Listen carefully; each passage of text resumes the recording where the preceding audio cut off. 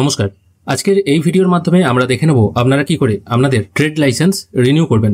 এখানে trade licence বলতে পঞ্চায়েত এলাকার যে সমস্ত ট্রেড লাইসেন্সগুলো ইস্যু করা হয় সেগুলো কি করে রিনিউ করবেন সেগুলোর কথা বলছি।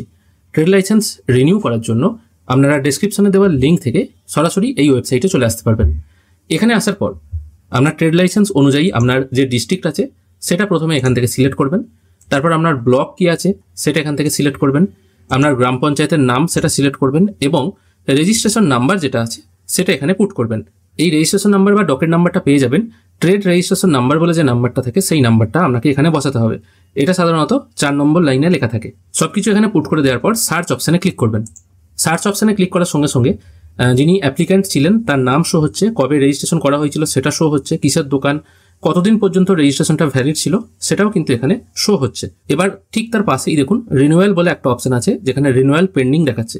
এবার এক্ষেত্রে একটা এখানে বলে দিই, আপনারা অনেকে রিনিউ হয়তো করতে পারবেন না, যেখানে দেখাবে রিনিউ করা যাবে না, আপনাকে আবার নতুন করে রেজিস্ট্রেশন করতে হবে। রিনিউ কারা করতে পারবেন সেটা এখানে বলে দিই, যারা এই বিগত ফিনান্সিয়াল ইয়ারে তাদের রেজিস্ট্রেশন শেষ হয়েছে, মানে যেমন 31শে মার্চ 2024 যাদের রেজিস্ট্রেশন শেষ হয়েছে তারাই রিনিউ করতে পারবে। যাদের সার্টিফিকেটের ভ্যালিডিটি ছিল 31শে মার্চ 2023 তারা যেহেতু আর একটা ফিনান্সিয়াল ইয়ার কমপ্লিট করে ফেলেছে তারা কিন্তু রিনিউ করতে পারবে না, তাদের ক্ষেত্রে আবার নতুন করে করতে হবে। এবার এখানে রিনিউ করার জন্য এই রিনিউ বলে যে অপশনটি আছে এটির উপর আমি ক্লিক করব। এখানে ক্লিক করার সঙ্গে সঙ্গে বেসিক কিছু ডিটেল প্রথম থেকেই এখানে চলে আসবে, এগুলো আপনি চেঞ্জ করতে পারবেন না। আপনি চেঞ্জ কি করতে পারবেন, যিনি অ্যাপ্লিক্যান্ট আছে তার ভিলেজ, সংসদ নাম্বার, পাড়া, পোস্ট অফিস, পুলিশ স্টেশন ও পিনকোড, মানে তার অ্যাড্রেসটা এখান থেকে চেঞ্জ করা যাবে। অবশ্য তার নাম এখান থেকে চেঞ্জ করা যাবে না। তার দোকানে যদি এমপ্লয়ি সংখ্যা বাড়ে বা কমে সেটাও এখান থেকে এডিট করা যাবে। কত টাকা সে ইনভেস্ট করেছিল এবং লাস্ট ফিনান্সিয়াল ইয়ারে সে কত টাকা ইনকাম করেছে সেটা এখান থেকে আপনারা চেঞ্জ করতে পারবেন। এবং ক্যাটাগরি অফ ফি এটাও কিন্তু এখান থেকে চেঞ্জ করা যাবে। যেহেতু গত বছর সে 150 টাকা পেমেন্ট করেছিল, এবছর সে যদি মনে করে আর একটু বেশি করবে, 750 টাকা করবে, সেটা সেখান থেকে করতে পারবে, অথবা 150 টাকাই রাখতে পারে। তারপর লাস্ট ইস্যু সার্টিফিকেটটা যেটা আছে সেটা এখানে সিলেক্ট করে আপলোড করে দিতে হবে পিডিএফ ফরম্যাটে। সবকিছু আপলোড হয়ে গেলে প্রসিড অপশানে ক্লিক করতে হবে। এরপর আপনার অ্যাপ্লিকেশন যেটা আছে সেটা সেভ হয়ে যাবে। এখান থেকে আপনি একটা অ্যাকনোলেজমেন্ট নাম্বার পেয়ে যাবেন এবং অ্যাকনোলেজমেন্ট কপি ডাউনলোডও করতে পারবেন। আমি আপাতত ডাউনলোড করছি, যদিও এটার কিছু প্রয়োজন হয় না, তাও একবার চেক করে নেওয়া ভালো পেমেন্ট করার আগে যে সবকিছু ঠিকঠাক দেওয়া হয়েছে কিনা। এটাই হলো সেই অ্যাকনোলেজমেন্ট কপি, এটা একবার ভালো করে সব মিলিয়ে নেবেন। তারপর আপনাকে পেমেন্ট করতে হবে। পেমেন্ট করার জন্য ক্লিক হিয়ার টু পেমেন্ট এই অপশনটায় ক্লিক করবেন। এখানে দেখুন 150 টাকা পেমেন্ট করতে হচ্ছে বলা হচ্ছে এবং এখানে একটা অ্যালার্ট দেওয়া আছে যেখানে বলা হচ্ছে যদি আপনার পেমেন্ট ব্যাংক থেকে কেটে নেয় এবং সার্টিফিকেট যদি ইস্যু করা না হয় তাহলে 1 থেকে 2 ওয়ার্কিং ডেজের মধ্যে আপনার সার্টিফিকেট ইস্যু হয়ে যাবে। তাই পেমেন্ট করার পরেও যদি কেউ সার্টিফিকেট না পান তাহলে ডবল পেমেন্ট করবেন না।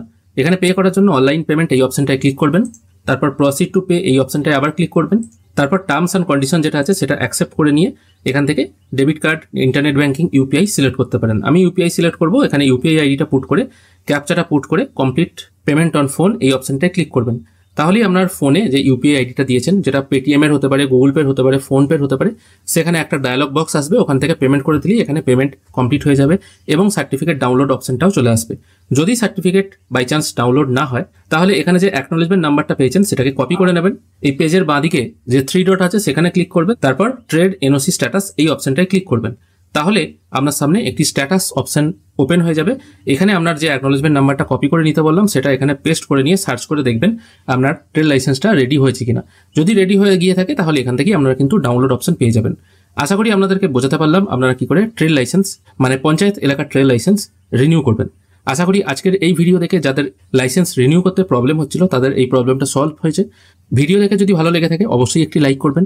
ভিডিও দেখার জন্য অসংখ্য ধন্যবাদ। ভালো থাকবেন।